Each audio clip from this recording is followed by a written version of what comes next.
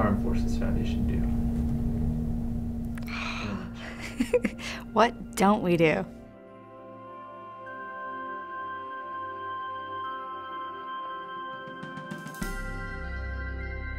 My name is Alex Strand, and I'm the program manager at the Armed Forces Foundation. Whenever we do events or anything that has troop involvement, it's up to me to coordinate the event and make sure it goes off and we have enough spaces and food and transportation, and I guess I'm in charge of having fun. So we had an event in Nashville a few months back where we went to the Grand Ole Opry House and did a big comedy show, which was fun and it was great to be a part of, but the coolest part is we brought 500 soldiers and spouses out to the event. Can you just tell us what you're in line for? I'm in line for Ron White tickets that Armed Forces Foundation is setting up for us. It's a long line, but it's worth it. It's a free show, Ron White, tater salad. We handed out the tickets today. We actually got them all in. We got 500 tickets in, and we handed them all out.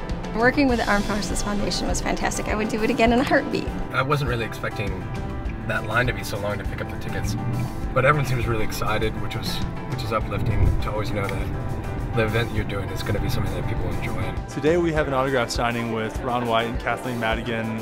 They wanted to come down here and see the base and thank the soldiers and go and meet some families. And I'm in line to see Ron White. Big fan of Ron White? Oh yes, yes.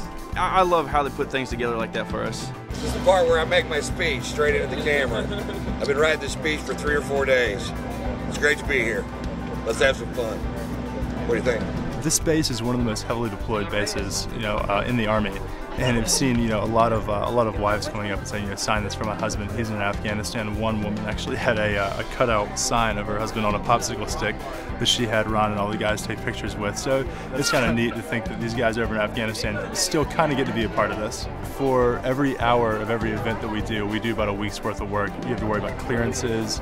You have to worry about, logistics. It's not you can't just show up. We make sure that everything goes smoothly. I like to think that we do a very good job at that. Tonight we're here at the Grand Ole Opry and celebrating our 4th annual salute to our troops.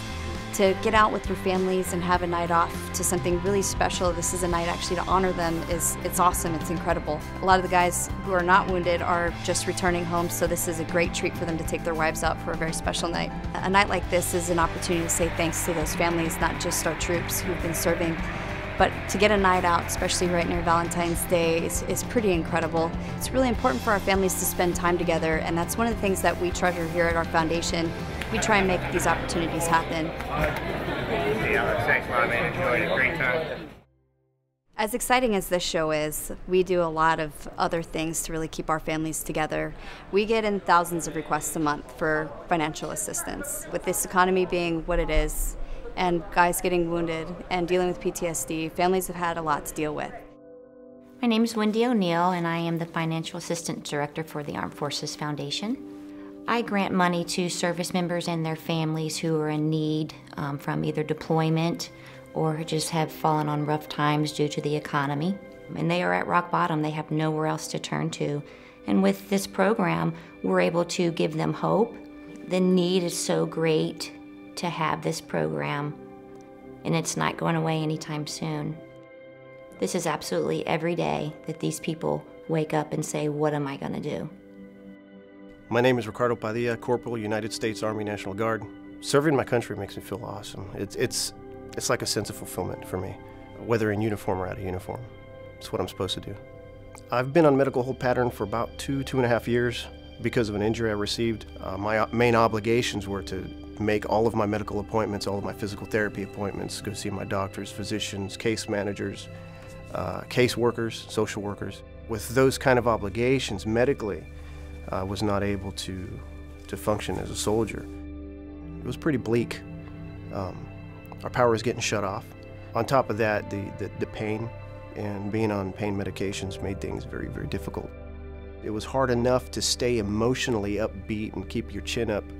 Not only you're not going to make your bills this month, but that you've got several $100s worth of overdraft fees that you got to deal with. The money wasn't there. When I spoke to Alex at AFF, didn't know what to expect. I didn't know what kind of time frame I had been looking at, because I tried communicating with other benevolent organizations, and we needed immediate relief. We were facing eviction in a matter of hours. I was told that the check was going to be in the mail, and that was that. It was that fast. I don't know how to explain where we would have been if we hadn't received that help. I do know we would have been homeless during Christmas holidays. I can't let my kids live in a tent. Can't have that for my wife and have to show up to work every morning in uniform. Rick and Ashley are not a unique case. We have a lot of issues like this, and this was just one of many. I receive probably 50, 60 phone calls a day. It's very common that I get phone calls all night long. There are many times I lay in the bed at night after reviewing cases. Did I make the right decision? Did I give them enough money? You want to give as much as you can, but with our budget, we're not, we're just not able to give all.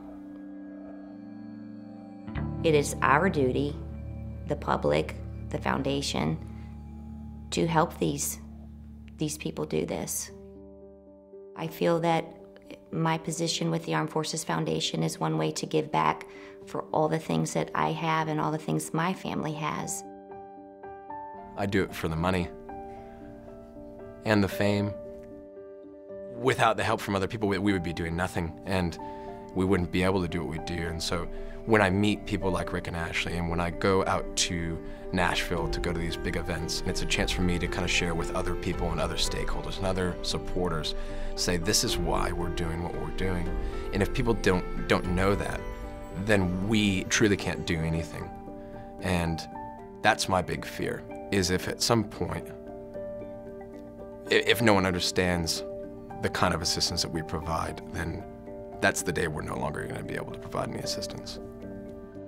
We love what we do, and we want to continue to do what we do. It's important to continue to support these troops and their family members, but we can't do it without your support. We need your volunteer hours. We need the things that you want to donate to our troops, but we definitely need your money.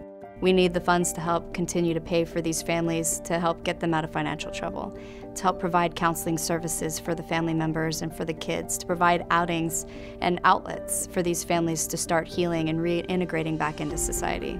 We need your help. The Armed Forces Foundation paid my rent. That's all that I really needed, was to be able to keep my head above water. When your rent is $1,375, and that's $1,375 you don't have, it's a lot of money. It's a lot of money for an E4.